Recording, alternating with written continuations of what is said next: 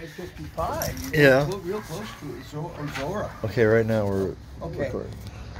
Yeah, well, this is an aspect of the St.Genevieve Fault system, which is, it's by far the biggest fault system in Missouri and in the Midwest.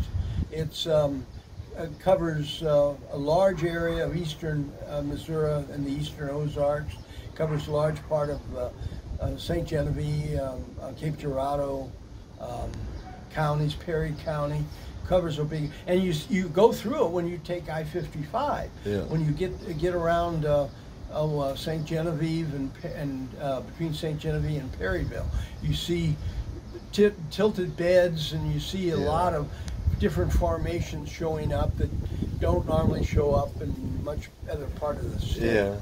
And it also goes deep into below the crust. It actually tapped into the mantle, because it has brought up kimberlites, and kimberlites are mantle materials, and which include, by the way, diamonds. Yeah, we made a video about that. We did a video on diamonds in Missouri, and they've not been found, but they could well be, and because there is kimberlite brought up to the surface on the St. Genevieve Fault system, and that's below the crust. That's quite. Wouldn't that be volcanic if it's kimberlites coming up somewhere? Yeah, it was. There were volcanoes in the Paleozoic in the Devonian period. In that area? In that area, yeah. That's where Elephant Rock come from? No, not Elephant Rocks. Elephant Rocks are much older. No, the kimberlites are Devonian in age in Missouri, and they were brought up from the mantle during the Devonian period. Is that the same Devonian that made the Arkansas diamonds? No, the Arkansas kimberlites are younger. They're Cretaceous, late Mesozoic. But no, the kimberlites in Missouri are older. But they're associated with the period of great activity on the St. Genevieve Fault system. So the St. Genevieve Fault system existed at the same time the Arkansas diamonds were being formed? Yes. And the ones here in Missouri? Yeah. And the St. Genevieve kimberlites were brought up much earlier than the Arkansas kimberlites. I see. There's that one, Commerce. Commerce is not too far from Benton. That road that goes to Benton. Benton is where the fireworks. Boomtown. Boomland. And then that road that goes east from there, it goes over to Commerce. And there's bedrock on both sides of the river, which means that's been active geologically recently. It's active recently enough to where the river erosion has not been able to remove the bedrock. And that's what this. And how is that similar to or tie-in with Cape Girardeau? Well, it's the geology. Same geology as around Zora. And on the south side of the fault, on the north side is the geology of Jefferson County and St. Louis County, and they're both totally different. They're both totally different geologies. You wouldn't expect that. Is what you're saying? No, on one side there's about, I guess, 2,000 feet or almost of Silurian and Devonian strata. That's the south side of the fault. And the north side, there's none. Well, except there's Upper Devonian, which is the only Devonian in Jefferson and St. Louis counties. And that's on the north side of the fault. But the weird thing is, the south side includes the Bailey Formation, which is a Devonian, this lower Devonian, extremely cherty, full of flint. It's probably the chertiest, flintiest rock in Missouri. That's really saying something. Okay. On the south side, there's Bailey chert, and it's Bailey chert and limestone, Bailey Formation, and it's probably 500 feet or 400 feet of rock. It's extremely cherty. when it weathers. Now here's the thing that's weird. When the Bailey weathers, the chert is left behind as a residue. It's called residual chert. Yeah. And it's all over Missouri. I mean, but the Bailey Formation is the chertiest of the cherty Missouri rocks. Yeah. Really, really super cherty. And chert doesn't weather very. It sticks around. It's quartz. Yeah, yeah. It sticks around. On the south side, there's Bailey and there's Bailey chert where it's weathered, and there's where the Bailey outcrops. There's lots of Bailey chert, and Bailey chert sticks around. It's flinty. It's hard. It's very, very resistant to weathering, and it sticks around for millions of years.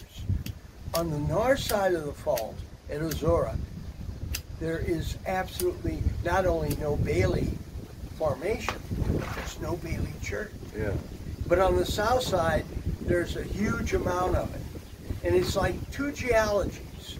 And the only way that you can take a formation like the Bailey, that's a continuous layer of rock covering a big area, is to take a little piece of that and move it somewhere else. And that does happen with plate tectonics. That's how plate tectonics really was discovered. That they found geology of one area slid to another, like glued to another, right? And that's what you have on the St. Genevieve Fault. You have two geologies. On the south side, you have the geology of all this Silurian and Devonian rock. On the north side, you have none of that, none of it at all. You have the geology of Jefferson and St. Louis counties, and if there hasn't been movement of part of the earth, either part of Jefferson and our St. Louis counties moved in juxtaposition to the geology of around Grand Gulf area, or rather Grand Tower area along the Mississippi River, then there's no other way to explain it. And that means that part of Missouri had to have been moved 30, 40, 50 miles. And that's, you know, in a continental geology, doesn't normally happen. And could it have gotten thrown there by an underground explosion, blew a plate out? Yeah, there'd be section fracturing, and there'd be, you know, all kinds of tectonic evidence or something like that. Yeah. It's weird. It's really, other than explainable by some sort of horizontal thrusting, what is called a thrust fault, a very low angle thrust fault, where that thrusting took place for 30, 40, 50 miles. There's no way to explain that.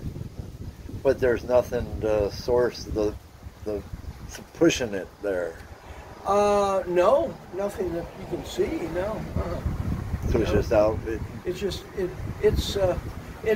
not mentioned. Geologists don't mention it because it can't be explained. Yeah, that happens a lot. They don't want to, if you can't explain it, then they don't even want to approach it. Ignore it. Yeah. Yeah. But you should ask as many questions as you can, I would figure. And I know of no explanation I've ever heard for it. And it's the geology is weird enough that the University of Chicago had a geology field camp down there in the 1920s. Trying to figure out what was going on. Well, using it to teach students to be really good field geologists. Yeah. Because it's really challenging field area. The area's heavily covered with vegetation. And there's pretty many outcrops, but it's not like out in the western United States where you have, you know, right there in the open, that are real easy to figure out what's going on. Yeah. In Missouri, you have to do some sleuthing to figure out what's going on. Yeah, you would. Miracles or what have you. I mean, science ignores those, and art tries to explain them in some rational way. And I don't know if I presume the rational explanation of the Ozora area is that it's a thrust fault. Yeah. But I've never actually heard that from in my geologic background. Which, and by the way, I have 3 degrees in geology. I have, including a PhD from Rolla. I have a pretty kind of tough and extensive geologic background. Well, most of your viewers know that about you already.